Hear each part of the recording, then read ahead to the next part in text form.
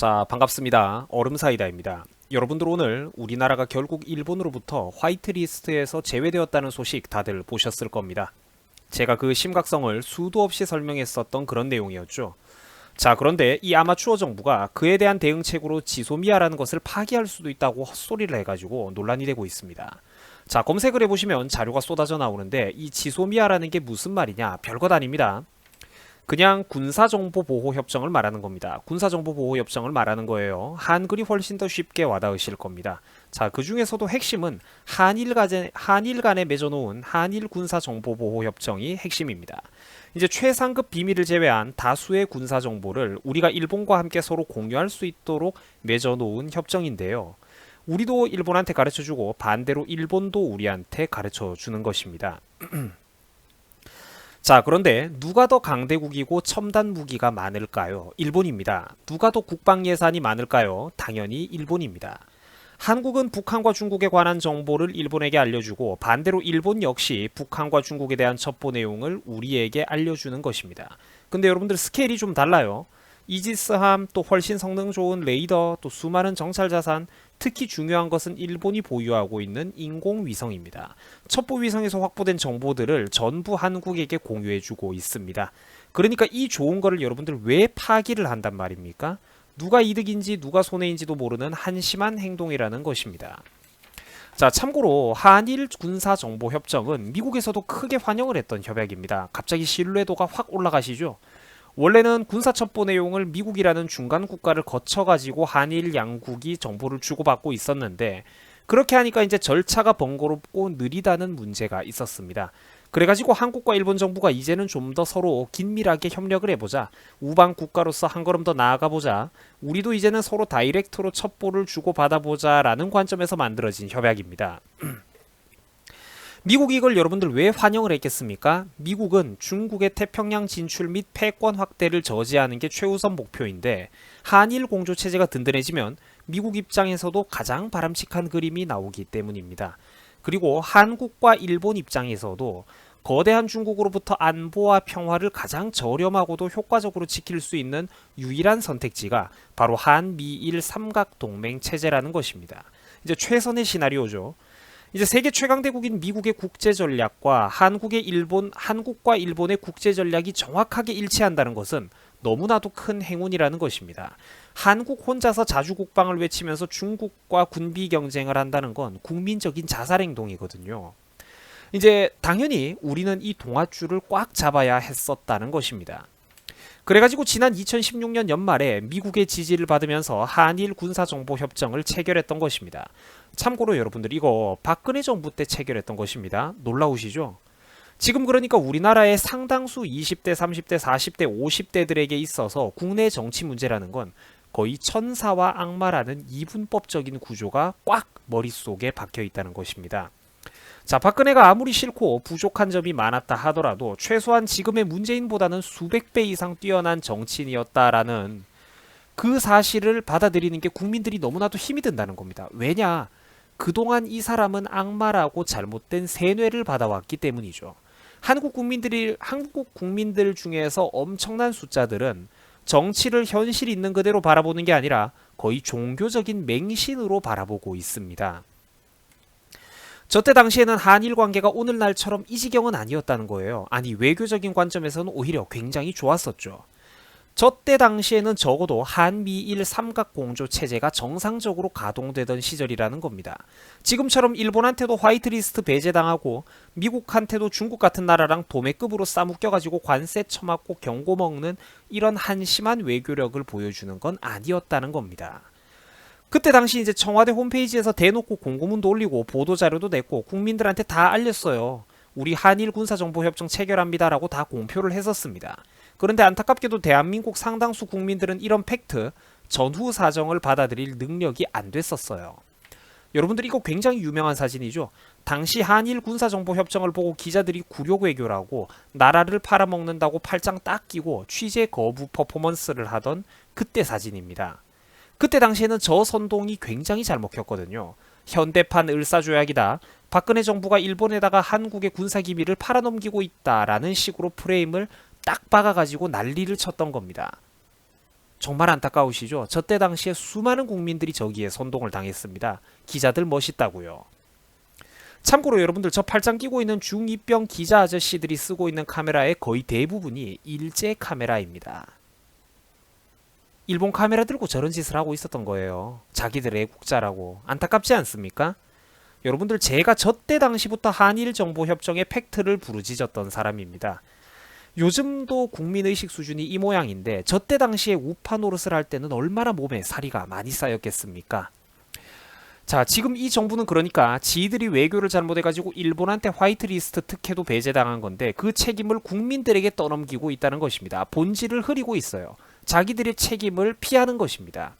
뭔가 지고 있다라는 분위기가 연출되면 앞으로 남은 선거와 지지율에서 큰일이 나니까 자기한테 득이 되는지 손해가 되는지도 모르고 우리도 군사정보협정을 파기해버리겠다 이런 개떡 같은 소리를 해대고 있는 겁니다.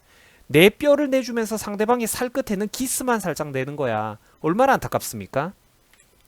이 와중에 대통령이라는 양반은 또 다시는 일본에 지지 않겠다. 국민 여러분들이 힘을 모아주셔야 된다라고 또 뜬구름 잡는 소리를 하고 있습니다.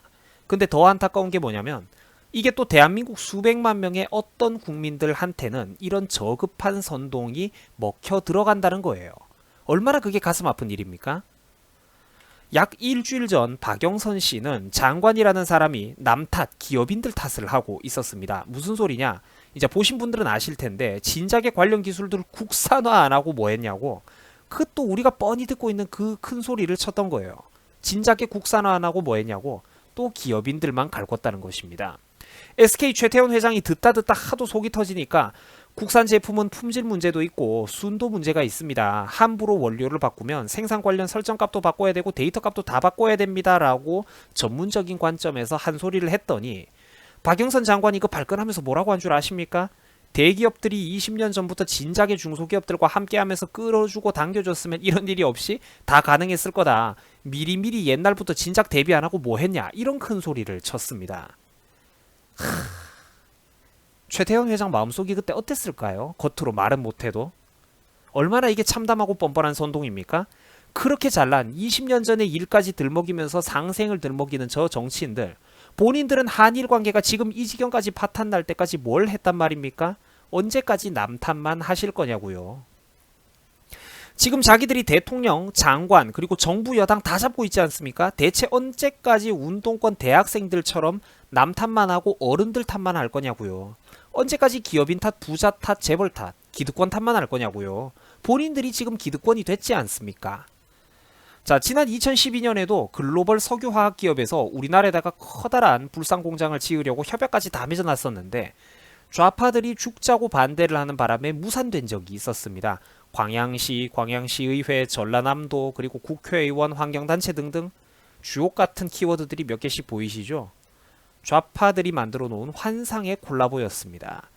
자기들이 외교 똥싸질러 놓고 일 커지니까 이제 와가지고 기업 보고 진작에 국산화를 안 하고 뭐 했냐 이런 소리를 하는데 여러분들 이게 책임 있는 사람이 할 태도입니까? 여러분들 이런 게 막말인 거예요. 이런 게 막말이라고. 삼성에서 불상공장을 준비하니까 문재인이랑 민주당이 앞장서가지고 온갖 감성팔이 다 하고 반대해놓고 이제 와가지고 진작에 기업들 보고 왜 준비를 안 했냐고요? 야, 여러분들 이건 정말 해도 너무하는 것 아닙니까? 박근혜 정부가 국민들의 생명과 안전을 외면한다고 고래고래 난리치고 프레임 짜고 선동해가지고 온갖 화학약품 산업 규제는 다 통과시켰던 사람들이 뭐? 이래놓고 진작에 기업인들 보고 왜 국산화를 안 했냐고요? 와, 진짜 대단하다, 대단해. 여러분들 제가 예전에 우리나라는 기초적인 가치 판단이 안 되는 국민들이 너무 많다고 말씀드린 적이 있었습니다. 한두 번이 아니었죠. 근데 여러분들 이거는 농담도 아니고 막말도 절대 아닙니다. 불편한 진실이고 국민들을 향한 가슴 절절한 충언입니다. 사람들은 흔히 수백 년 전 역사 속의 어느 왕들, 어리석은 리더들을 향해서만 이제 충신의 말에 귀를 기울이지 않는다라고 손가락질하고 비웃습니다. 그런데 그 역사 속 어리석은 왕들이 다름 아닌 본인들의 얘기일 수도 있다는 것입니다. 존경하는 유튜브 시청자 여러분, 국민은 성역이 아닙니다. 성역이 되어서도 안 돼요. 국민도 쓴소리에 귀를 기울이셔야 됩니다. 그걸 못했기 때문에 지금 나라가 이 지경까지 온 거예요.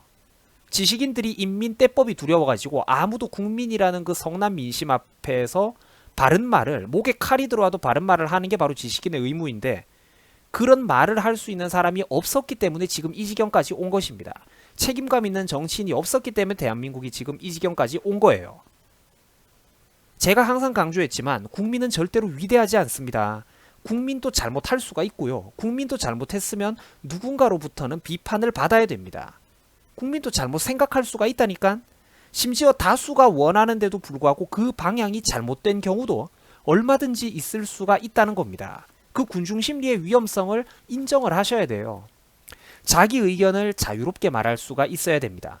독재정권 비밀경찰이 감시하는 것도 아닌데 국민 개개인이 스스로 자기 이웃과 주변의 눈치를 보느라 하고 싶은 말을 못하게 되는 사회, 자기 입을 자기 스스로 검열하는 사회, 이런 게 정말 끔찍한 사회고 이런 일은 절대로 없어야 된다는 것입니다. 공공에 의한 공공의 감시, 공권력 없이도 가장 저렴하고 효율적으로 작동하는 국민 통제 방법입니다. 그게 바로 사회주의 독재 정권의 출발점이에요. 공공에 의한 공공의 감시, 대중에 의한 대중의 감시, 이웃에 의한 이웃의 감시, 서로가 감시하고 자기 입을 검열하는 사회. 그게 바로 사회주의 독재 정권의 출발점이라고요. 근데 정말 안타깝게도 지금 이미 대한민국은 그 길에 한 발자국, 다리 한 짝을 집어넣고 있다는 겁니다. 대한민국의 어떤 세력들이 왜 헌법에서 자유민주주의에서 자유를 삭제하라고 하는 건지 잘 생각해 보시기 바랍니다.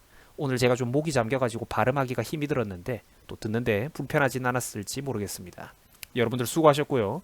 또 편안한 주말 보내시기 바랍니다. 고맙습니다.